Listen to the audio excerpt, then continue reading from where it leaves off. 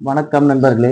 திருநங்கைகள் உரிமை பாதுகாப்பு சட்டம் 2019 அந்த சட்டத்துல தற்போது 2026ல மத்திய அரசு மாற்றங்கள் கொண்டு வந்திருக்காங்க. அதாவது சட்டத்தை கொஞ்சம் திருத்துறாங்க. எதற்காக அப்படிங்கிறத இந்த வீடியோல பார்க்க போறோம். நம்ம டெய்லி ஃபோக்கஸ் அப்டேட் சேனலை இன்னும் சப்ஸ்கிரைப் பண்ணலைன்னா சப்ஸ்கிரைப் பண்ணுங்க. அப்போதான் நம்ம சேனல்ல போடக்கூடிய சின்ன சின்ன நல்ல விஷயங்கள் உங்களுக்கு வந்து சேரும். யூடியூப் நேரடியாக உங்க கைக்கு கொண்டு வந்து சேர்க்கும். மறக்காம நம்ம சேனலை சப்ஸ்கிரைப் பண்ணுங்க, எங்களுக்கு சப்போர்ட் பண்ணுங்க. இந்த சட்டத்துல ஏன் திருத்தம் மேற்கொள்றாங்க, இந்த திருத்தம் மேற்கொள்றதுக்கு யாராவது எதிர்ப்பு தெரிவிக்கிறாங்களா அப்படிங்கிறத நம்ம பார்க்க போறோம். இந்த சட்டத்தை மத்திய அரசு ஏன் திருத்தம் மேற்கொள்றாங்க அப்படின்னா, இந்த சட்டத்துல இருக்கக்கூடிய குறைபாடுகளை நீக்கிறாங்க. முக்கிய காரணம் நிர்வாக ரீதியிலான குளறுபடிகளை சரி செய்யறதுக்காக மத்திய அரசு கொண்டு வந்திருக்காங்க. பிளஸ் பாதுகாப்பை உறுதிப்படுத்துறதுக்காக, திருநங்கைகளுக்கான ஒரு பாதுகாப்பை உறுதிப்படுத்துறதுக்காக கொண்டு வந்திருக்காங்க. பிளஸ் இன்னொன்னு என்னன்னா, ஒரு முக்கிய காரணம், நான் தான் திருநங்கை அப்படின்னு சொல்லிட்டு திருநங்கையே இல்லாத ஒருத்தர் கூட நான் திருநங்கைன்னு சொல்லி அடையாளம் காட்டி திருநங்கைக்கான சலுகைகளை பெற்றுட்டு இருக்காங்க. அதெல்லாமே தடுக்கிறதுக்கான நடவடிக்கையாக மத்திய அரசு இந்த சட்டத்தை கொண்டு வந்திருக்காங்க. பிளஸ் திருநங்கைகளுக்கு நிறைய குற்றச்செயல்கள்ல திருநங்கையே இல்லாதவங்க குற்றச்செயலில் ஈடுபடுறதுக்கான வாய்ப்புகள் இருக்கு. அது எல்லாத்தையுமே தடுக்கிறதுக்காகவும் இந்த மத்திய அரசு 2026ல திருநங்கை திருத்த சட்ட மசோதாவை கொண்டு வந்திருக்காங்க. அது மக்களவையில் நிறைவேறிச்சு, மாநிலங்களிலும் நிறைவேறிவிட்டது. தற்போது குடியரசு ஒப்புதலுக்காக அந்த சட்டம் இருக்குது. ஆனா அந்த சட்டத்துக்கு சில பேர் எதிர்ப்பு தெரிவிச்சிட்டு இருக்காங்க. காரணம் என்னன்னா, இந்த திருத்த சட்ட மசோதால முக்கியமான பாயிண்ட் என்னன்னா, சுய அடையாளங்கள், அதாவது செல்ஃப் பர்சீவ்டு ஜெண்டர் ஐடென்டிட்டி அப்படிங்கிறத நீக்கியிருக்காங்க. சுயமாவே நான் ஒரு திருநங்கை அப்படின்னு சொல்லிட்டு தன்னை அடையாளம் படுத்தி திருநங்கைக்கான சான்றிதழ் கலெக்டர் கிட்ட வாங்குவாங்க. அதை இப்போ நீக்கிருக்காங்க.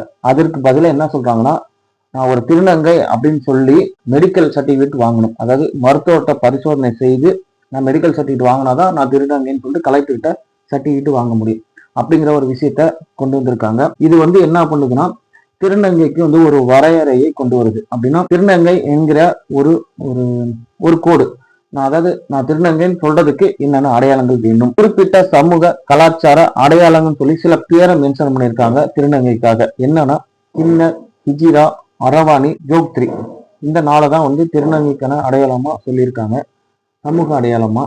அப்புறம் பாத்தீங்கன்னா, திருநங்கைன்னு சொல்றதுக்கு உடலியல் மாற்றங்களை குறிப்பிட்டு சொல்லியிருக்காங்க மருத்துவ பரிசோதனைக்காக. இது எல்லாத்தையுமே அந்த திருநங்கைகள் நிறைய பேர் எதிர்ப்பு தெரிவிக்கிறாங்க. ஏன்னா எங்களுடைய செல்ஃப் ரிசீவ்டு ஜெண்டர் ஐடென்டிட்டியை நீக்கி ஒரு மருத்துவத்தை போய் பரிசோதனை பண்றதுக்கும் உடலியல் ரீதியான சில மாற்றங்கள் இருக்கணும்னு சொல்லி மருத்துவத்தை சான்றிதழ் வாங்கணுங்கிறது எங்களுக்கு எங்களுடைய செல்ஃப் கான்பிடன்ஸை குறைக்கிறதுக்கும் எங்களுடைய ஐடென்டிட்டியை இது கொச்சப்படுத்துற மாதிரி இருக்கிறதாகவும் திருத்த மசோதாவை எதிர்த்துட்டு இருக்காங்க. ஏன்னா இந்த செல்ஃப் ரிசீவ்டு ஜெண்டர் ஐடென்டிட்டிங்கிறது எதுக்காக அப்படின்னா, நான் ஒரு திருநங்கைன்னு எனக்கு தெரிஞ்சது அப்படின்னா நான் போய் கலெக்டரேட்ல போயிட்டு அந்த சர்டிபிகேட் வாங்கிக்கிறோம். ஆனா இப்ப பரிசோதனை பண்ணும்போது உடல் ரீதியான மாற்றங்கள் இருக்கணும்னு சொல்லியிருக்காங்க. அந்த மாதிரியான உடலில் ரீதியான மாற்றங்கள் இல்லாமலும் கூட சில பேர் திருநங்கைங்கிற அடையாளம் இருக்கு, அவங்கெல்லாம் திருநங்கையா ஆக முடியாத ஒரு சிச்சுவேஷன் ஆயிருக்கு, அவங்க சர்டிஃபிகேட் வாங்க முடியாத சிச்சுவேஷன் வரும் அப்படிங்கிற ஒரு காரணத்தை காட்டி இதை எதிர்த்துட்டு இருக்காங்க. பிளஸ் இந்த திருத்த மசோதாவுக்கு தேசிய திருநங்கைகளுக்குன்னு சொல்லி ஒரு கவுன்சில் இருக்கு இல்லையா, அந்த கவுன்சிலுடைய தென்னிந்திய பிரதிநிதி இந்த திருத்த மசோதாவை எங்க கிட்டலாம் கலந்து ஆலோசிக்காமலேயே சட்டத்தை கொண்டு வர போறாங்க, திருத்த சட்டத்தை கொண்டு வராங்க அப்படிங்கிற ஒரு காரணத்தை சொல்லி கல்கி சுப்பிரமணியம் அப்படிங்கிறவங்க தன்னுடைய பதவியை ராஜினாமா பண்ணியிருக்காங்க.